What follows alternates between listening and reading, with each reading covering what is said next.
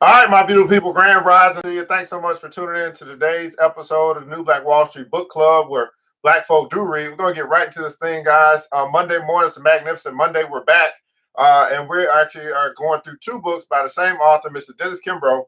The first, we'll be getting our daily motivation for African American success, but we'll be getting that from the book Daily Motivation for African American Success. So this is going to be our affirmation, our quick passes of the day to kind of get us started.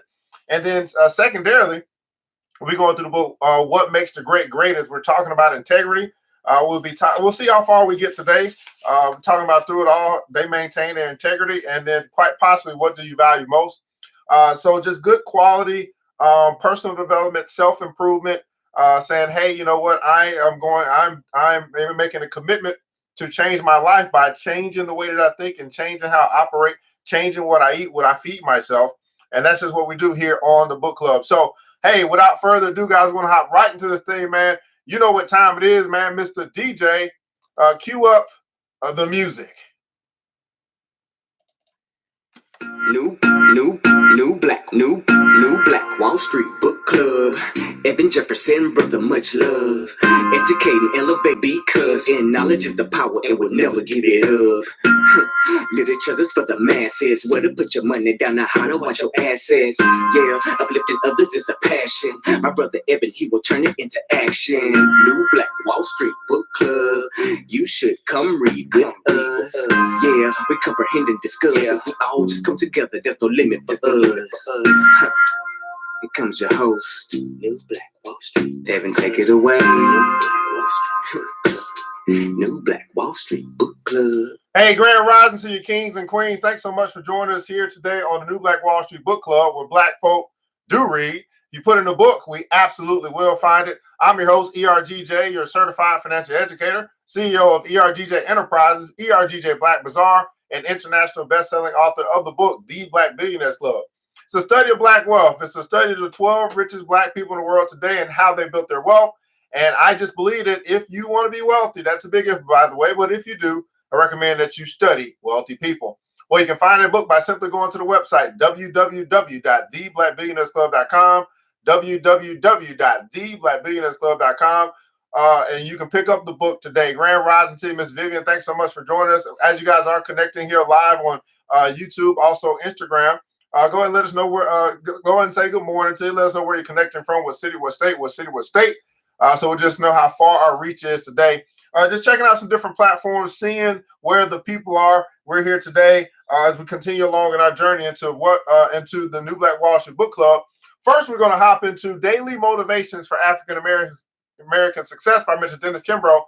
Daily Motivations for African American Success by Mr. Dennis Kimbro.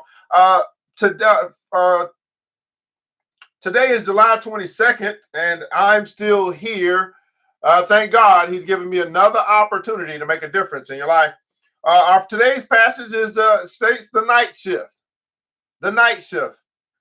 And here's our quote of the day from T.J. Jemison, president of the National Baptist Convention, who says this: Black folks need to blow out the dim lamp of poverty and turn on the beacon light of hope. Black folk need to blow out the dim lamp of poverty and turn on the beacon light of hope. And here's today's passage. Here's our passage of the day. Let's read. Some years ago, on returning from a business trip, a man brought his wife some souvenirs. Among them was a matchbox that would glow in the dark. After giving it to her, he turned out the light, but the object was not visible. This must be a joke, she said. Disappointed, the husband commented, I've been cheated. And his wife noticed a few words written in French on the bottom of the box. Taking it to a friend who knew the language, she was told that the directions read, if you want me to shine at night, keep me in the sunlight during the day. So she placed her gift in her bedroom window. That evening, she turned out the light. The matchbox had a brilliant glow. Her surprised husband asked, what did you do? Oh, I found the secret, she replied. Before it can shine at night, it must be exposed to the light. This tale has a deeper meaning. Before you can shine in all types of circumstances, before you can reach your full potential, You must be exposed to the light. You must place yourself in situations where opportunity is possible. You must be exposed to the light. Before you can shine in all types of circumstances, before you can reach your full potential, you must be exposed to the light. You must place yourself in situations where opportunity is possible. How do you ask the sun for sunlight? By getting out into the sun. How do you ask electricity for light for your lamp? By turning on the switch. How do you ask the creator for what you want? By placing yourself into the divine flow. All light, all power, all energy flows to the individual who places himself or herself in situations where opportunities are possible. Well, kings and queens, today on this magnificent Monday, will you intentionally or purposely put yourself in places where opportunities are possible? Let me read this part one more again. Before you can shine in all types of circumstances, before you can reach your full potential, you must be exposed to the light. Exposed to the light. Here's our affirmation of the day. Here's what you want to allow to take root into your heart, your subconscious, and then grow and develop this thing by repeating it over and over and over again until it brings forth a harvest into your life. Repeat after me. I make it a point to walk in the light. Again, I make it a point to walk in the light. Let's do it one more time, kings and queens. One more time for the people in the back. This time, say it with some conviction. Repeat after me. I will make it a point to walk in the light. That's our passage here today for Daily Motivations for African American Success by Mr. Dennis Kimbro, July 22nd, right? The night shift. I will make it a point to walk in the light. Well, kings and queens, want to get right into our main text for today. That's our warm-up, I guess you could say. Gets us our affirmation, our quote, and also moves us to the right mental space in order to receive some great content this morning. We're going to be moving into what makes the great great. Continue along. We're in chapter 4, I think 4.1 or something like that, 4.2, I think. We're going to be continue along talking about integrity through it all, and we may get into what you value most. Again, 30 minutes a day to keep broke away. 30 minutes a day to keep broke away. We'll see how far we can get before we need to cut it off. And we'll probably only get through one section because it's pretty long. At any rate, what makes the great great? What makes the great great by Mr. Dennis P. Kimbro. What makes the great great? Through it all, they maintained their integrity. Through it all, they maintained their integrity. Let's read. In the back rooms of the Department of Agriculture in Washington, D.C., a slender middle-aged woman worked diligently for $9 a week. Traces of refinement and culture distinguished her from her colleagues. She was thankful to have the job, a position bestowed upon her by the then Agriculture Secretary J.M. Rusk in response to the following letter. Cedar Hill, Anastasia, D.C., November 26, 1891. Honorable J.M. Rusk, Secretary of Agriculture. Sir, I have the honor to remind you, as requested, of the case of Miss Such and Such, a member of the family in which I was formerly a slave. Circumstances have reduced the fortune of that branch of the family to which Miss Such and Such belongs, and hence she seeks, through my intercession, some employment by which she may assist herself and family in this, their hour of need. It is a strange reversal of human relations that brings myself, the slave, and this lady, brought up in the lap of luxury and ease, now to seek the humble employment I asked for her. Miss Such and Such will, I am sure, if given the place she seeks, prove herself a useful member of the agricultural service, and grateful for the appointment, hoping that no obstacle will be found to get her getting the place she seeks. I am, sir, very truly, your obedient servant, Frederick Douglass. I was just about to say, man, wow, that's a good letter right there. Frederick Douglass wrote that. Okay, all right, Frederick Douglass, my man. Power is the great goal of ambition. Power is the great goal of ambition. And it's only through integrity that one can arrive at a personality strong enough to move humanity and nations. In 1968, a young sanitation worker from Memphis, Tennessee, wrote to Dr. King. He stated in part, "The fate of an entire race centers on you." Mentally exhausted, his speeches increasingly alluding to his possible death, Dr. King answered the call and preached his most stirring sermon. There was no other individual in the world that could stand against his integrity. By comparison, what are the millions of the Rockefellers or the Kennedys compared to Martin Luther King's true worth? What are the works of Michelangelo or Van Gogh compared to the righteousness and moral fiber of Dr. King's shining example? Few people have ever been the foundation that has prevented society from crumbling. In athletics, Jackie Joyner Kersee is born to wear a crown, always dashing and racing, jumping, hurdling, heaving a 6-pound shot, slinging spears. She has at last reached the station her grandmother foretold nearly 3 decades ago, and naming her after a former first lady. But her chances had seemed so slender.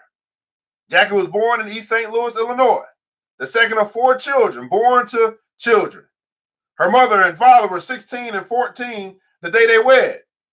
The young couple took up residence in both the coldest and warmest house in the neighborhood, across the street from a tavern, down the block from a pool hall, and around the corner blessedly from a playground. Her father shined shoes and mowed lawns before finding more stable work on the railroad, which unfortunately carried him far from home for considerable stretches of time. But it was Jackie's mother who set the moral and spiritual tone in the house. She applied discipline just for discipline's sake, Jackie remembers. Like making us wear the same outfits 2 days in a row. Why the same clothes back to back, I'd ask. Can't I stagger them? No, she'd say. This is the rule of the house. The son of postal workers, Danny Glover, movie producer and screen star, is a rare bird in a business that often breeds huge egos and distrust. The talented actor, one of the more bankable personalities in Hollywood, long ago decided not to live among the glitz and glitter. Instead, he chose to remain with his wife and daughter in San Francisco's modest Haight-Ashbury section. Glover's idea of a time well spent is to visit schools across the country, encouraging literacy and discouraging drug use. I must be a part of something real, he confessed. Fame is fleeting. I'm going to be the guy next door long after I'm a celebrity, and I try to keep that in sight. No one goes unnoticed, no matter how ordinary. Humility and honesty tell the story of our lives. Humility and honesty tell the story of our lives. The main business of life is not to do, but to become. The main business in life is not to do, but to become. Well, kings and queens, that begs the question. What and or who are you becoming? As you look at your life and where you presently stand, if I were to ask you this, with what you are currently doing, how you are currently operating, where do you think you'll end up in 5 years? What kind of house will you live in? What kind of car will you be driving? What kind of neighborhood will you abide in? If you keep doing what you've been doing, if you keep going in the direction you've been going, if you keep using or applying the same habits that you currently have, in 5 years from now, where will that lead you? And see, there are some that are watching right now to be tuning in, and they realize, I am practicing good habits, and my good habits are going to lead me to good fortune. But there are others who may tune in, who will be honest with themselves, say, you know what, I am practicing some bad habits, and my bad habits will lead me to bad misfortune. 5 years from now, there's a quote that says, man, I can tell where you'll be just simply by the people that you hang with, the books that you read, and the stuff that you watch and listen to. It's not about the doing. It's about the becoming. Who and or what are you becoming? You cannot help trusting such individuals who believe this. Their very presence gives confidence. Hazel O'Leary was a senior level executive for the Northern States Power Company in Minneapolis, Minnesota, when she was nominated for the position of Secretary of Energy.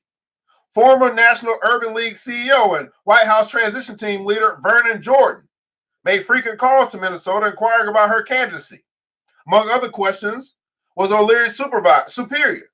She is the very person for the position, her boss replied. But we can't spare her. Sir, Jordan replied, we don't want someone who can be spared. Integrity is the end and aim of the highest life. It is infinitely more precious to be nobly remembered than to be nobly born. In 1947, Walker Smith, better known as Sugar Ray Robinson, bested the talented Jimmy Doyle in a championship fight. Robinson never looked better. In the middle rounds, a thundering right hand came crashing to Doyle's head. The young fighter died the next day. Unknown to anyone, including his fans and close friends, Robinson established a trust fund to care for the fallen fighter's wife and children. Wow. Well, fewer than 5 professional games under his belt, Bob Bass, general manager of professional basketball San Antonio Spurs, was asked by a sports writer what he liked best about the team's newest member, David Robinson. Is it the way he attacks the boards or his ball handling skills? How about his inside game? Bass kept his eyes fixed on his prize recruit and said without emotion, the thing I like best about David is the way he stands during the national anthem. Character lies at the root of all virtues. Few women married to powerful men have been able to hold on to their identity as well as Jean Young. The wife of Ambassador Andrew Young never flaunted her beliefs or her values. She simply lived them. While Andrew Young headed the United States mission to the United Nations, the couple lived in a ritzy penthouse in New York's Waldorf Astoria Towers. But after only a few days under such royal conditions, Jean Young fired her maid and her butler. She did it because each time her children requested something to drink, they were served in a silver goblet on a dolly line tray. She realized this form of luxury was sending her children the wrong message. Be not simply good, she counseled her children. Be good for something.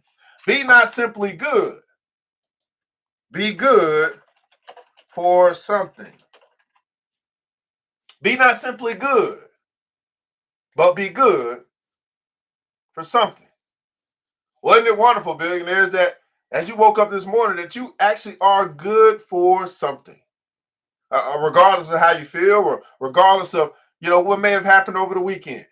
You are good for something. I would venture to say, not only are you good for something, but you're great.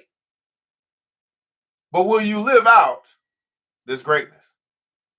Be not only good, be good for something. If integrity is your thing, you can find a lot to love about Joe Clark, former principal of Eastside High in Paterson, New Jersey. Bullhorn cradled under one arm, a stack of books and papers resting in the other, Clark inspired, motivated, and expected nothing short of personal excellence from his school. He embraced his students, slapped high fives, and stared down anyone who thought his efforts to educate poor blacks and Hispanics were a waste of time. Many times in his battle for principle and truth, he stood alone fighting ignorance and racial bigotry. In his book, there was no middle ground, no compromise between right and wrong or success and failure. Clark never pandered for public favor or sought applause. In the end, he received both in abundance. Character and wholeness were his goals, and went straight to his mark. Though many educators shunned his methods, Joe Clark was too vocal to be censored, too broad for narrowness, and too focused for revenge. Bob Greene, a columnist for the Chicago Tribune, relates that one cold night after a game, Chicago Bulls superstar Michael Jordan headed through a large crowd of fans toward his car. As he opened the car door, Jordan saw a youngster in a wheelchair some 25 feet away. The boy's neck was bent at an unusual angle. His eyes could not look directly forward. Jordan walked over to the boy and knelt beside him. The youngster was so excited he began to rise out of the wheelchair. Michael comforted him, talked softly, and placed his arm around the boy's frail shoulder. The child's father tried to snap a picture, but the camera didn't work at first. Jordan noticed.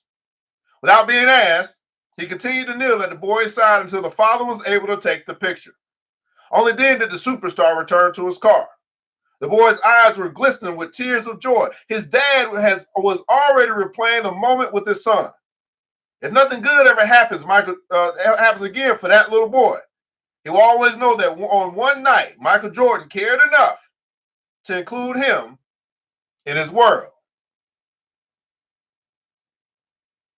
Life finds its noblest spring of excellence in the hidden impulse to do the right thing. Oprah Winfrey once displayed her integrity and made life richer without ever using any of her millions. Though forced to stand alone, she endeared herself to all her viewers when she called a press conference to state the obvious. The talk show format, the very industry that she helped to create, had played a major role in wrestling America away from its spiritual and moral codes of conduct, and she would now change it. Nothing is more important than lifting a life to a plane worth living.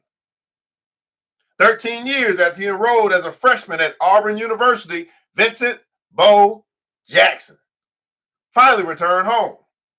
This former Heisman Trophy winner would find fame and fortune as a two-sport idol, earning millions in the process. But his most heroic act occurred on a late fall day before 1,000 well-wishers who watched him walk across the stage to receive his degree. What made him do it? Why did he scramble and struggle to lay possession to something he surely did not need? Listen closely. His answer is worth noting. 5 years ago, Bo confessed, I promised my dying mother that I would complete my degree. I have more than 30 credit hours to go, but I've always been a man of my word. What a person does is the real test of who a person is. What a person does is a real test to who a person is. And we've discussed this in previous episodes, but it's not about what you say you will do. It's about what you do. What you do is a real test of who you are. Not what you say you will do, that's a test of who you are.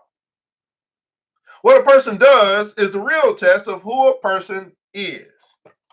What a person does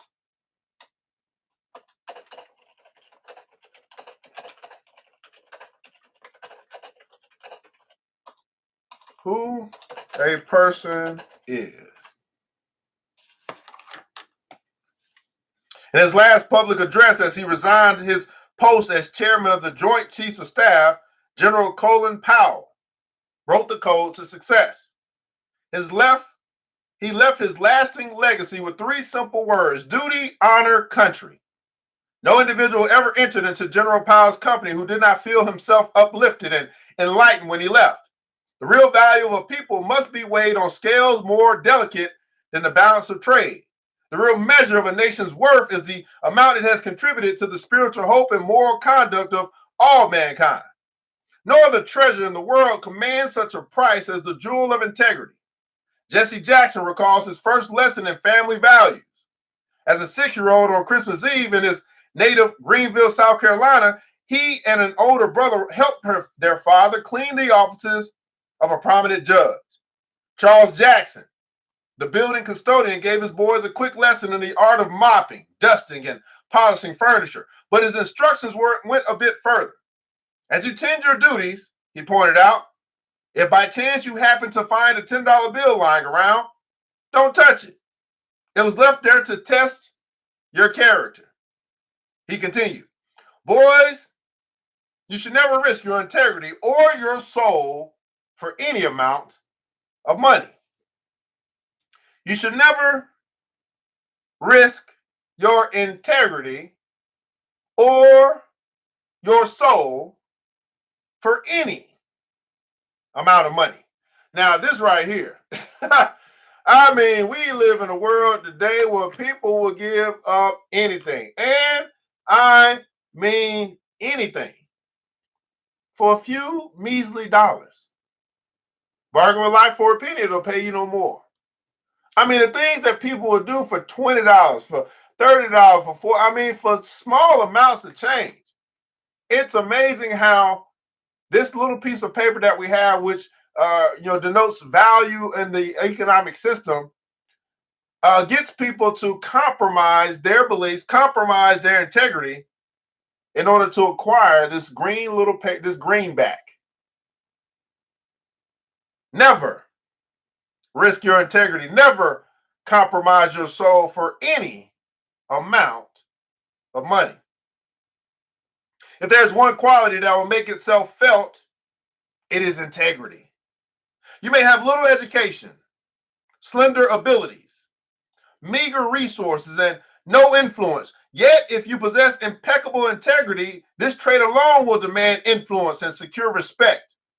Do you see this quality greater than courage and leadership in Moses at the Red Sea, Paul in every village and in every village and hamlet, Christmas addicts at Boston Harbor, Sojourner Truth in her prayer closet, Nat Turner on the slaver's track, Janetta Cole at Spelman, Arthur Ashe at Center Court, Naylor Fizha in the boardroom, Ralph Bunche on the General Assembly floor, Booker T. Washington at Tuskegee, Sybil Mobley at Florida A&M, Clara Hale in the nursery, Roberto Clemente in right field, Bernard Shaw on the evening news, Walter Massey in his laboratory, or in scores of others who have achieved greatness. Integrity is to greatness as perfume is to the flower.